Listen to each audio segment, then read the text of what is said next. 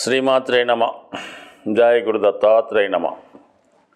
ఈ వీడియోలో మనం జనవరి 28వ తారీఖున మీనరాశిలోకి ప్రవేశించబోతున్న శుక్రగ్రహ ప్రభావం వివిధ రాశుల వారి మీద ఎటువంటి ప్రభావం చూపుతుంది అని పరిశీలించే ప్రయత్నంలో ఈ మీనరాశి శుక్రగ్రహానికి ఉచ్చ రాశి, అదే రాశిలో శుక్రుడు ఉచ్చ పొందడం జరుగుతూ ఉంటుంది. అంటే సుదీర్ఘకాలం పాటు జనవరి 28న ప్రవేశించినటువంటి శుక్ర భగవానుడు మీనరాశిలోకి మే 31వ తారీఖు వరకు, అంటే సుమారు 124 రోజుల పాటు మీనరాశి అందే సంచారం చేయడం జరుగుతూ ఉంటుంది. అలాగే ఇదే రాశిలో మార్చి 2వ తారీఖు నుంచి ఏప్రిల్ 13 మధ్యలో ఇక 43 రోజుల పాటు, అంటే మార్చి 2 నుంచి ఏప్రిల్ 13 మధ్యలో శుక్రగ్రహం వక్రించడం జరుగుతూ ఉంటుంది. అంటే సాధారణంగా అతి తక్కువగా శుక్రగ్రహం సుమారుగా 18 నెలలకి 2 సంవత్సరాలకి ఒకసారి వక్రించడం జరుగుతూ ఉంటుంది. అందుకనే మన జాతకాల పరిశీలనలో రేరుగా శుక్రగ్రహం వక్రగమనం కనబడుతూ ఉంటుంది. అది ఒక ఎవరి జన్మజాతకంలో అయినా శుక్రుడు వక్రించి ఉంటే కొన్ని ప్రత్యేకమైనటువంటి పరిస్థితులు వారి జీవితంలో జరగడం జరుగుతూ ఉంటుంది. ముఖ్యంగా వివాహం, ప్రేమ, సంతానం ఈ విషయాల్లో కొన్ని ముఖ్యమైనటువంటి సంఘటనలు జరిగే సూచనలు ఉన్నాయి. ఈ విధంగా ఇదే రాశిలో 43 రోజుల పాటు వక్రించి ఉండడం అనేది చాలా బలవంతుడు అవుతాడు అన్నమాట. అసలే మీనరాశి శుక్రగ్రహానికి ఉచ్చరాశి, దానితో వక్రగమనం అంటే శుభగ్రహాలు వక్రగమనం పొందినప్పుడు అత్యంత బలవంతులై ఉండడం జరుగుతూ ఉంటుంది. ఇక వృశ్చిక రాశి వారికి పంచమ స్థానంలో ఏర్పడినటువంటి శుక్ర రాహుగ్రహాల కలయిక ఈ రాశి వారి మీద ఎటువంటి ప్రభావాన్ని చూపుతుంది అని పరిశీలిద్దాం. అంటే సాధారణంగా ప్రతి నెల శుక్రుడు రాశి మారినప్పటికీ కూడా ఈ నెల ప్రత్యేకత ఏంటంటే శుక్రుడు ఉచ్చ రాశిలోకి వెళ్ళడం జరుగుతుంది మీనరాశిలో.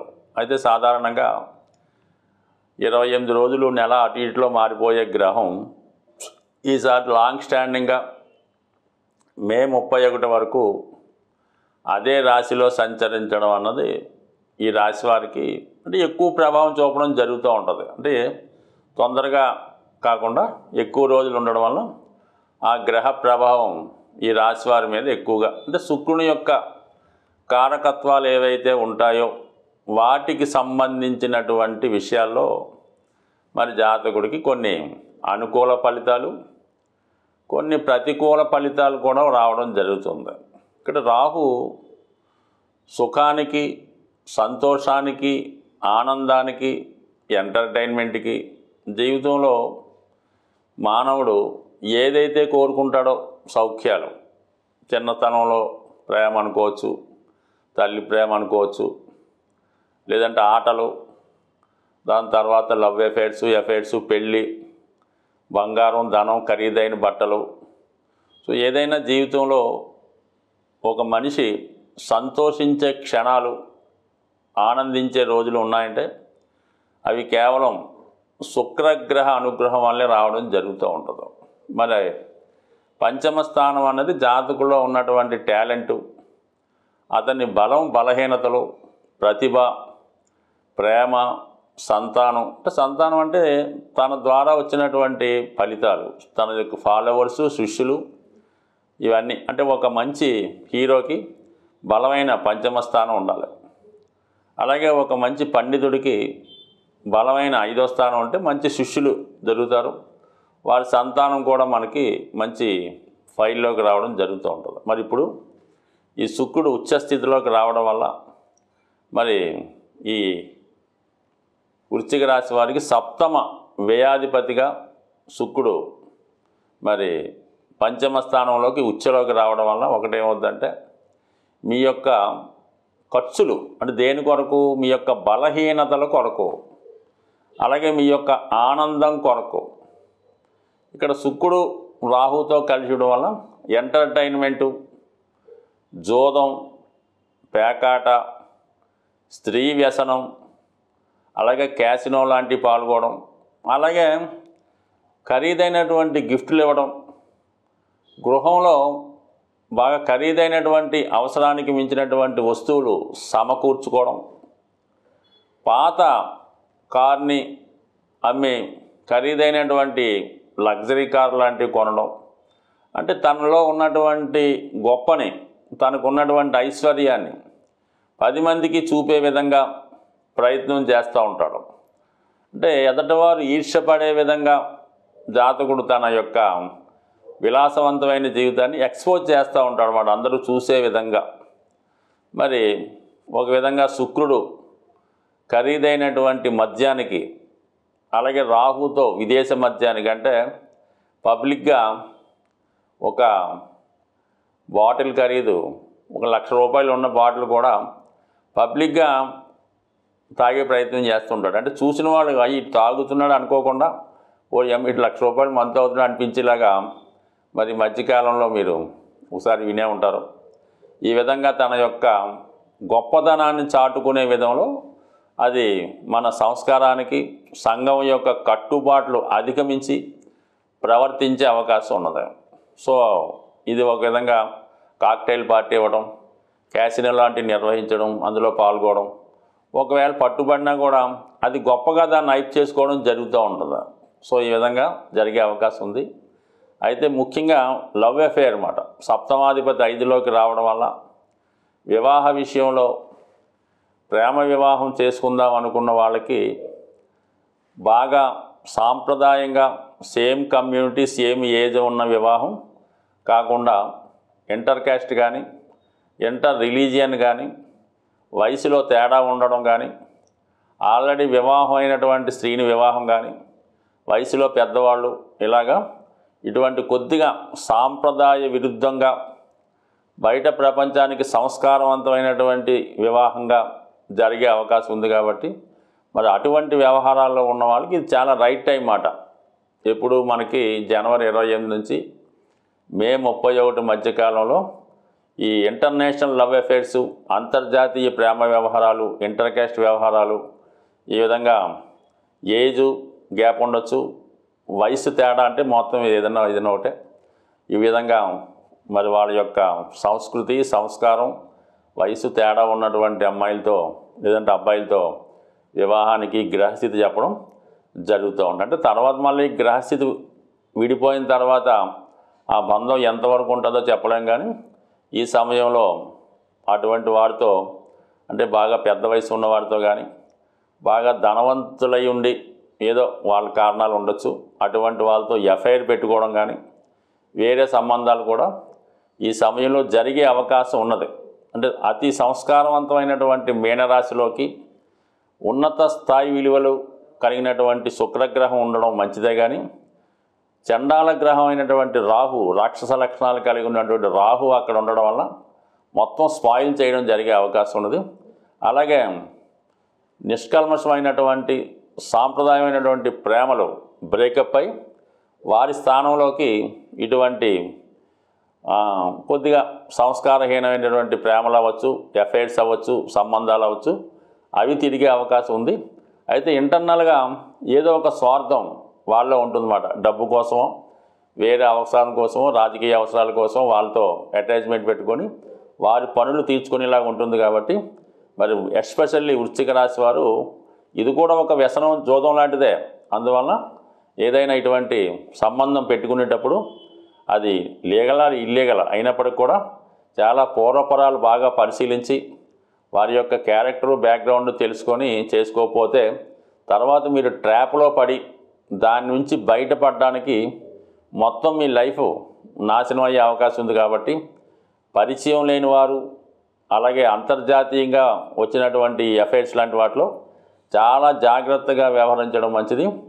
ఎక్కువ శాతం ఈ సమయంలో జరిగింది మోసంతో కూడుకునే ఉంటుంది తప్ప అందులో ఏ విధమైనటువంటి నిజాయితీ ఉండే అవకాశం అయితే లేదు. కాబట్టి ఏదైనా మీరు కొంత ధనం వాళ్ళకి, అంటే ధనం అవ్వచ్చు, సహకారం అవ్వచ్చు, సంతకం అవ్వచ్చు, సూట్ అవ్వచ్చు, ఇచ్చే ముందు అంటే మీలో కూడా ఒక అత్యాశ ఉంటూ అదేదో మొత్తం లాగేయవచ్చు అని ముందు మీరు చిన్న హెల్ప్ చేయొచ్చు.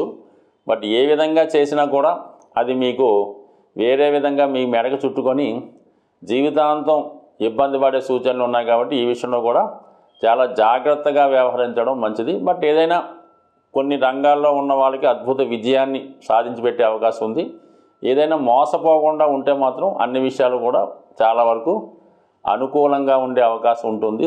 ఏదైనా సరే జాతకంలో గోచార రీత్యా, జన్మజాతక రీత్యా ఏర్పడినటువంటి దోషాలని చిన్న చిన్న పరిహారాలతో దాన్ని పరిష్కరించుకోవడం అన్నది కేవలం మన శాస్త్రాన్ని రచించినటువంటి పరాశరుల వారే చెప్పడం జరిగింది. అంటే ప్రతి సమస్యకి ఒక పరిష్కారం చెప్పడం జరిగింది. మనం తెలుసుకోవాల్సిందల్లా అంటే ఇప్పుడు ఏ గ్రహానికి మనం పరిష్కారం చేసుకుంటే ఈ పరిస్థితి నుంచి బయటపడతాం అన్నది మనకి శాస్త్రంలో చెప్పడం జరిగింది. ఇప్పుడు మనం రాహువు శుక్రుడు గురించి తెలుసుకోవడం జరిగింది. అంటే ఏదన్నా రాహువు బాధించే గ్రహం తన పనే సూర్యచంద్రులనే ఇబ్బంది పెడుతుంటాడు. ఇంకా శుక్రుడు పెద్ద లెక్కలో కాదు కదా. అయితే ఏంటంటే ఇందులో రాహుగ్రహానికి ఏమో మనం తన యొక్క పవర్ను తగ్గించే విధంగా రాహుకి పరిహారం చేసుకోవాలన్నమాట. అలాగే శుక్రుడి యొక్క స్ట్రెంత్ పెంచాలన్నమాట. అంటే రాహు ప్రభావం నుంచి పెట్టాలంటే శుక్రుడి యొక్క బలం పెరగాలి. అంటే అటువంటి వ్యామోహానికి వెళ్లకుండా శుక్రుడు పవర్ఫుల్ అవ్వాలన్నమాట. అంటే ఒక గ్రహం దానం వల్ల ఏంటంటే అది మనకి తగ్గుతుంది దాని పవర్.